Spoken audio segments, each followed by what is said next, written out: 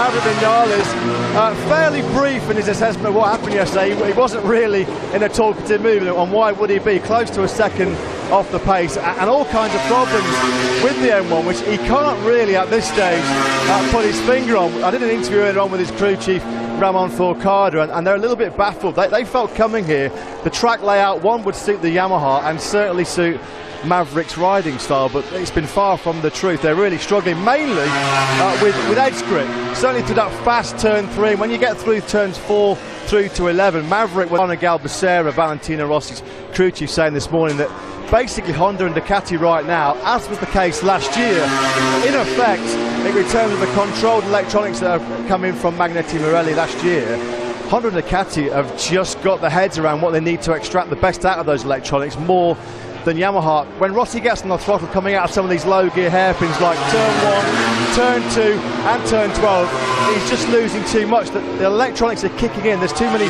cuts for anti-wheelie and traction control.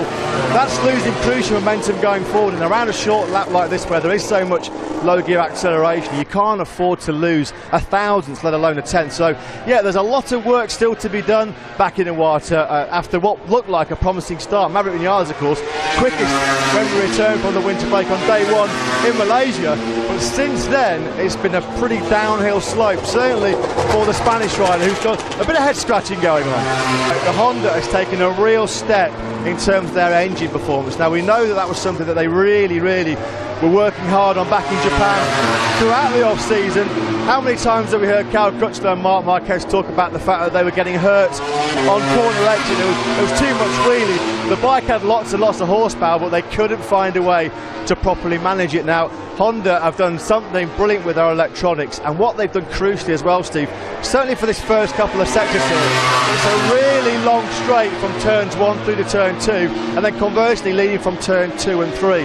And the Honda engine, the new Honda engine, which has been picked and favoured pretty much by all three, Crutchlow, Pedrosa and Marquez, they found a few more ponies out of that engine, a few more horsepower, because on top speed at the moment on the straights here, they are a match for Ducati. So Honda have clearly, with their engine development, taken quite a big step. Good days also for Marc Marquez. I don't know what Honda have got prepared for him later on, but I hope they've got a really big cake for him. It's his 25th birthday today, of course, and he has been working incredibly hard. When I came down to speak to you guys for this show, Marquez had already put in nearly 90 laps, so they're making him earn his money on his birthday, that's for sure. Sure, he loves it. What better way to spend it? Accelerating all the way up to close to 350 degrees before the hard braking for turn 2.